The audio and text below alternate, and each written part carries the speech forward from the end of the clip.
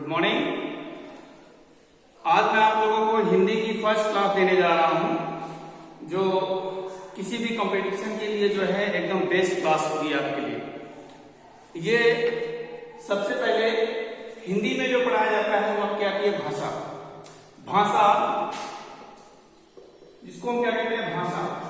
भाषा क्या है? भाषा एक प्रकार की व्यवस्था है जिससे हम अपने आप को पहचानते हैं, एक दूसरे को जानते हैं, अपने विचारों को देते हैं और दूसरों के विचार को ग्रहण करते हैं। तो पहले आपके लिए भाषा। तो भाषा की उत्पत्ति से जुड़ा हुआ आपका सवाल आता है। भाषा उत्पत्ति से जुड़ा हुआ एक सवाल आपका आता है कि भाषा की उत्पत्ति किस शब्द से हुई है। तो यहां वो जो शब्द है वो है भस शब्द, जो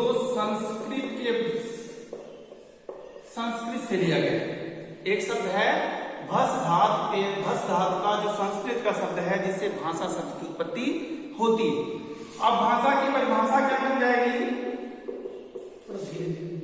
भाषा की जो परिभाषा है वो भाषा की परिभाषा है जिसके माध्यम से हम अपने विचारों का आदान प्रदान करते हैं। जिसके माध्यम से हम अपने विचारों का आदान प्रदान करते हैं उसको क्या कहते हैं? भाषा कहते हैं। अब भाषा का रूप जो होता है, भाषा का रूप जो होता है वो दो प्रकार का होता है। एक होता है आपका लिखित, दूसरा होता है आपका मौखिक। लिखित जिसको हम लिखते हैं और पढ़ते हैं, इसके भी दो पार्ट बताए जाते हैं। एक होता है पढ़ना और दूसरा होता है लिखना। और इसके भी दो पार्ट होते हैं, एक होता है सुनना और दूसरा होता है बोलना। कुछ किताबों में आपको इसका तीसरा पार्ट भी मिल जाएगा जिसको कहते हैं सांकेतिक भाषा।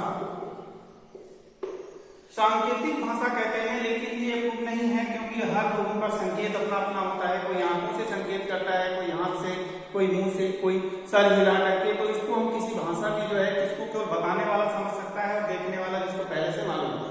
तो ये चीजें आ गई आपकी भाषा के बाद आपका जो अभी होगा लिखित किसे कहते हैं? जो लिखा जा सकता है उसको लिखित कहते हैं। पढ़ना लिखना इसके पार्ट्स हैं। मौखिक में जैसे हम आपसे बात कर रहे हैं, बोल रहे हैं, आप सुन रहे हैं, तो ये क्या हो गया आपका मौखिक हो गया। इसके बाद जो आपका आता है भाषा की परिभाषा हो गई। इसके बाद आपका आता है भाषा का जो रूप है। भाषा का रूप जो है वो चार प्रकार का और होता है। एक होता है प्रादेशिक भाषा, मातृभाषा, राष्ट्रभाषा और विश्व भाषा जिसको कहते हैं इंटरनेशनल लैंग्वेज। प्रादेशिक भाषा और इन चारों की डिफिनेशन एक ही है, केवल इसको छोड़ दिया जाए मातृभाषा को। तो मातृभाषा जो माता सिखाती है अपने बच्चे को उसको क्या बोलते हैं? मातृभाषा बोलते हैं। उसके बाद आपकी आती है प्रादेशिक भाषा। प्रादेशिक भाषा किसी प्रदेश के 70% से अधिक लोग, किसी प्रदेश के 70% से अधिक लोग जिस भी भाषा का प्रयोग करते हैं उसे क्या कहते हैं? प्रादेशिक भाषा कहते हैं। सेम कंडीशन राष्ट्रभाषा की है, सेम कंडीशन विश्व की। राष्ट्रभाषा में किसी राष्ट्र के 70% से अधिक लोग जिस भाषा का प्रयोग करेंगे उसे राष्ट्रभाषा बोलेंगे। विश्व भाषा में जो आती है इंटरनेशनल लैंग्वेज, किसी विश्व के जो है जो भी भाषा होगी, जो विश्व के 70% लोग जिस भाषा का प्रयोग करेंगे वो विश्व लैंग्वेज होगी, इंटरनेशनल लेवल की लैंग्वेज होगी। अब आता है आपका कि विश्व की सबसे प्रथम सबसे ज्यादा बोली जाने वाली भाषा कौन सी है? तो पहले नंबर पे आपकी आती है चीनी, दूसरे नंबर पे आपकी आती है अंग्रेजी और तीसरे नंबर पे आपकी आती है हिंदी। तो विश्व में हिंदी का स्थान कौन सा है? तीसरा। इसके बाद आपका यही आ जाता है इसका दूसरा पार्ट जो है कि ये सबसे ज्यादा बोली जाती है। तो हमारा अंग्रेजी क्यों इंटरनेशनल लैंग्वेज बनाया गया? क्योंकि अंग्रेजी सारे विश्व में बोली जाती है, लेकिन चीनी कुछ ही विश्व के कुछ ही देशों में बोली जाती है। इसको पढ़ने और लिखने और समझने वाले लोग आपको हर जगह मिल जाएंगे, इसको पढ़ने लिखने समझने वाले लोग हर जगह आपको नहीं मिलेंगे। लेकिन अब चीन की आबादी सबसे ज्यादा है, उसके बाद उसके देश संगठित देश ज्यादा है, इसलिए सबसे ज्यादा बोली जाने वाली भाषा ये है। अब हिंदी हमारी तीसरे नंबर पे आती है, लेकिन विश्व में सबसे ज्यादा फिल्म, पत्र पत्रिकाएं ये सब जो है सबसे ज्यादा जो बनी है वो किसमें बनी है? हिंदी। उसके बाद आपका आता है आपके संसद में सबसे ज्यादा किसका प्रयोग होता है? हिंदी भाषा। संसद में सबसे अधिक किसका प्रयोग किया जाता है? हिंदी भाषा का। उसके बाद आ जाता है आपका इसी में एक और छोटा सा क्वेश्चन बन जाता है बीच में कि राष्ट्रभाषा और राजभाषा दो होती हैं। तो भारत जब आजाद हुआ तो उसकी अपनी कोई लैंग्वेज नहीं थी, कोई भाषा नहीं थी, लेकिन भारत में हिंदी जानने वाले लोगों की संख्या सबसे ज्यादा थी उस टाइम। तब जब 14 सितंबर 1949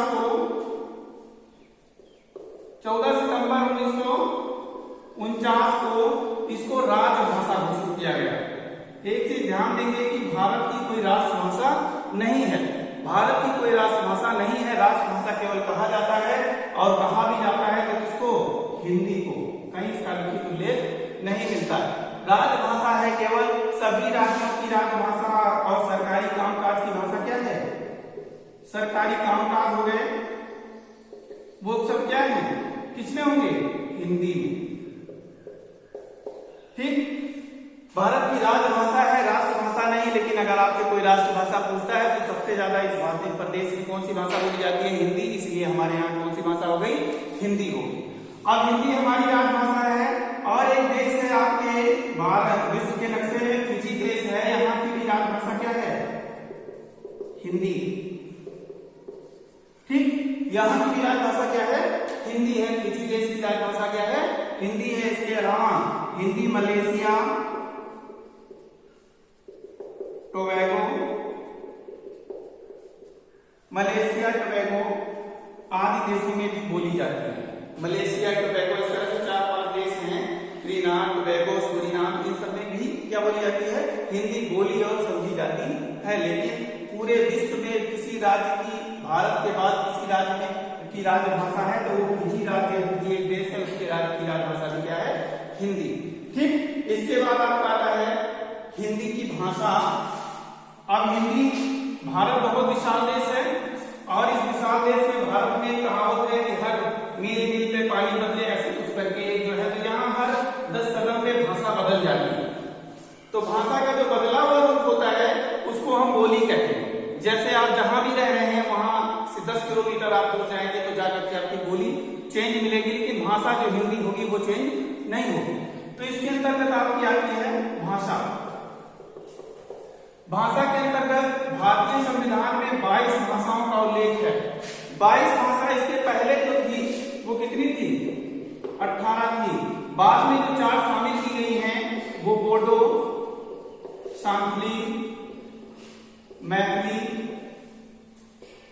और डोगरी, इन चारों को जब शामिल कर दिया गया तो उसके बाद से जो है हमारी जो है भारत की राजभाषा कितनी हो गई? 22 हो गई। पहले 18 थी, इस समय कितनी है? 22 है। इसके बाद में आपका आता है लिपि। भाषा हो गई। अब भाषा को हम किस तरह से चिन्हित करेंगे? इसके बाद आपकी आती है लिपि। लिपि जो होता है वो कुछ नहीं होता, भाषा को, भाषा की जो ध्वनि चिन्ह होती है, भाषा के ध्वनि चिन्ह को क्या कहते हैं? लिपि कहते हैं। भाषा के ध्वनि चिन्ह को क्या कहते हैं? लिपि कहते हैं। जैसे हम छोटा आ बोलते हैं तो छोटा आ हम इस तरह से लिखते हैं, तो ये क्या है? लिपि है। और इसी लिपि को क्या कहते हैं? वर्ण भी कहते हैं। कोई भी वर्ण जिस तरह से लिखा जाता है या जिस तरह से समझा जाता है उसको क्या कहते हैं? वर्ण या लिपि कहते हैं। इसके बाद आपकी आती है ये 22 भाषाएं हैं। 22 भाषाओं में क्या है? इनकी अलग अलग क्या होती हैं? लिपियां होती हैं। 22 भाषाएं होती हैं और इन 22 भाषाओं की अलग अलग लिपियां हैं।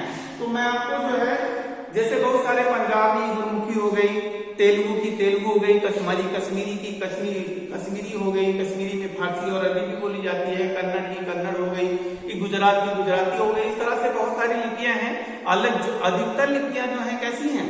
राज्य की राजभाषा, राज्य के नाम के आधार पर वहां की भाषा है। जैसे गुजरात का गुजराती है, गुजराती वहां बोली जाती है, गुजराती भाषा हो गई। और लिपि भी कैसी है? गुजराती है। ठीक, अब हम आपको बताते हैं कि 22 भाषाओं में से कुछ भाषाएं ऐसी हैं, जैसे पंजाबी हो गई आपकी, पंजाबी, तो इसकी लिपि क्या है? गुरुमुखी। ठीक, पंजाबी क्या हो गई? इसके बाद आपकी आती है मराठी, इसकी देवनागरी, ठीक ना, पंजाबी देवनागरी। उसके बाद में आपका आता है कश्मीरी। कश्मीरी का भी क्या है? फारसी और अरबी। कश्मीरी का क्या है? फारसी और अरबी। ठीक, इस तरह से बहुत सारी भाषाएं हैं।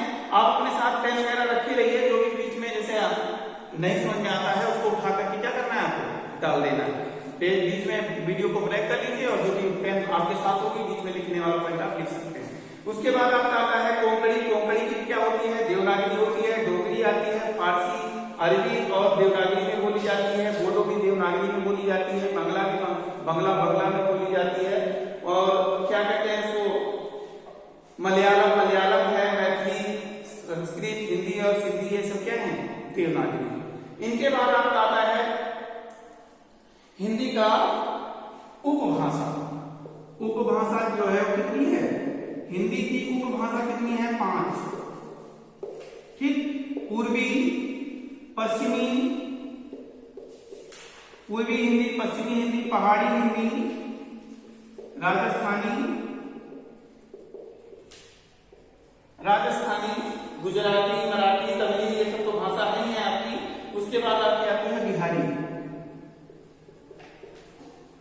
ये 5 आपकी क्या है? उपभाषाएं हैं। पूर्वी के अंतर्गत आपकी आती है क्या? अवधी, बघेली और छत्तीसगढ़ी। अवधी, बघेली और छत्तीसगढ़ी क्या है? ये पूर्वी हिंदी है। उसके बाद आपकी आती है क्या कहते हैं इसको, राजस्थानी, जयपुरी, मारवाड़ी, मालवी, मेवाती और बांगड़ी। पहाड़ी हिंदी के अंतर्गत आती है गढ़वाली और कुमाऊनी। बिहारी के अंतर्गत आती है मैथिली, भोजपुरी और मगही। ये हो गया आपका इसके अंतर्गत। ये 5 भाषाएं हो गई आपकी। 5 भाषाओं में जो है पूर्वी, पश्चिमी, पहाड़ी, राजस्थानी और बिहारी। इसके बाद आपका आता है मानक रूप। मानक रूप किसे कहते हैं? तो यहां पे हम लिख लेते हैं मानक रूप। अब ये कौन सी भाषा है भाई? भाषा का मानक रूप। ठीक, भाषा का मानक रूप, जैसे कि हमने आपको पहले इसके शुरुआती वीडियो की शुरुआत में हमने आपको बताया था कि संस्कृत की उत्पत्ति भस धातु से हुई है, तो भस धातु संस्कृत का है, तो संस्कृत ही शुद्ध है। जैसे हम तद्भव तत्सम पढ़ते हैं तो तद्भव और तत्सम में शुद्ध और अशुद्ध पढ़ते हैं, तो शुद्ध हम संस्कृत को मानते हैं और अशुद्ध हम हिंदी को मानते हैं। लेकिन अशुद्ध नहीं होता हिंदी में। हिंदी में लिखने का जो है वो सरल ढंग उपयोग में लाया जाता है। जैसे हम आपको बता दें तो आपने संस्कृत, हिंदी में आपने इस तरह से छोटा लिखा हुआ देखा होगा। उसके बाद इसका जो मानक रूप है ये भी सही है। उसके बाद आप जो है इस तरह से भी छोटा लिखा हुआ देखे होंगे, जो संस्कृत की किताबों में लिखा हुआ मिलता है। हम और आप जो है का और ताकत लिखते हैं, लेकिन संस्कृत में ता में इस तरह से लगा हुआ भी आपने देखा होगा। ये भी क्या है? ये भी सही है और ये भी सही है। तो संस्कृत का मानक रूप जो होता है, जो पढ़े लिखे शिक्षित लोग जो होते हैं, पढ़े लिखे शिक्षित सुशिक्षित लोग होते हैं, उनके द्वारा शुद्ध रूप से उच्चारण करना, बोलना जो सीखते हैं, मतलब बताते हैं, शुद्ध रूप से उच्चारण किया जाता है, उसको क्या कहते हैं? मानक रूप कहते हैं। तो मानक रूप की डिफिनेशन क्या बनेगी? पढ़े लिखे सुशिक्षित समाज द्वारा प्रयोग में लाई जाने वाली भाषा, शुद्ध भाषा, प्रयोग में लाई जाने वाली शुद्ध भाषा जो है वो क्या कहलाती है? भाषा का मानक रूप कहलाती है। उसके बाद आपका आता है क्या? व्याकरण। क्या आता है? व्याकरण। उसके बाद आपका आता है व्याकरण। अब व्याकरण क्या है? अब मान लीजिए हमने भाषा सीख ली, लिपि सीख ली, सब कुछ बना लिया हमने, लेकिन अब उसको करने का कोई कंडीशन ना हो। जैसे अब छोटा बड़ा हम लोग लिखते हैं तो कोई छोटा से स्टार्ट करे, कोई बड़ा से स्टार्ट करे, कोई का से स्टार्ट करे, कोई ना से स्टार्ट करे, लिखे हर कोई पूरा छोटा हा से ज्ञान तक जितना भी अक्षर होता है वो हर कोई लिखे, लेकिन शुरुआत करने के लिए जो है उसके पास कोई सिस्टम ना हो। हम लोग छोटा हा से ही छोटा अक्षर स्टार्ट करते हैं, ठीक है ना? एक नियम, एक क्रमबद्ध रूप से हम उसको लिख सकें, जिसकी वजह से हम इसको क्या करते हैं? कहां से स्टार्ट करते हैं? शुद्ध रूप लिखने के लिए एक नियमावली बनाई जाती है। उस नियमावली को क्या कहते हैं? व्याकरण कहते हैं। किसी भी भाषा को नियमबद्ध रूप से लिखना, पढ़ना और उसको समझना क्या कहलाता है? व्याकरण कहलाता है। या हिंदी भाषा को मानक रूप को जो हम बनाते हैं, मानक रूप यही शुद्ध रूप है व्याकरण में। व्याकरण में क्या होता है? किसी ध्वनि को, किसी लिपि को क्रमबद्ध रूप से, नियमित रूप से पढ़ना, लिखना और समझना, शुद्ध उपयोग करना ही क्या कहलाता है? व्याकरण कहलाता है। यहाँ व्याकरण के आपके कितने पार्ट बनते हैं? 3। वर्ण विचार, शब्द विचार, वाक्य विचार और पद विचार। ये 4 मुख बनते हैं। कुछ किताबों में ये वाला नहीं मिलता है, लेकिन बाकी में ये तीनों चारों सब किताबें लगभग आपको मिल जाएंगे। अब इसके बाद आपका आता है, मान लीजिए शब्द विचार, वाक्य विचार, वर्ण विचार से संबंधित जो भी क्वेश्चन वो मैं आपको अगले वीडियो में बताऊंगा, क्योंकि ये अलग अलग टॉपिक है। वर्ण विचार बहुत बड़ा टॉपिक है जो आज नहीं हो सकता। एक एक टॉपिक को मैं आपके सामने हर रोज लेकर के आऊंगा। धीरे धीरे आप वीडियो को देखते रहिए और पेन अपने साथ में रखिए। जहां भी कुछ आपको अच्छा लगे वो कॉपी पे नोट डाउन कर लिया कीजिए। उसके बाद आपका आता है क्या कहते हैं? भाषा। भाषा की उत्पत्ति से जुड़ा हुआ भी एक प्रश्न आता है कि अब ये उत्पत्ति तो भरतहर से हो गई, अब इसके बाद हमने कहा हिंदी कहां से आई? तो जो सैंडो प्रदेश के लोग थे, सिंधु नदी के उस पार के लोग थे, वो लोग क्या करते थे? सा को हा पढ़ते थे। सा को क्या पढ़ते थे? हा पढ़ते थे।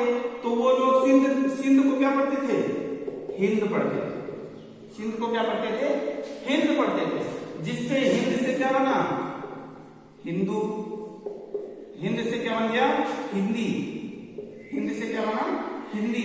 इस शब्द का प्रयोग अल-बरूनी ने अपने ग्रंथ में किया है। आज का वीडियो बस इतना ही। चैनल को लाइक और सब्सक्राइब कर लीजिएगा। जो कोई भी आपको कहीं भी दिक्कत आती है तो नीचे आपका कमेंट बॉक्स में आपने कमेंट करिएगा। आपके हम कमेंट्स का उत्तर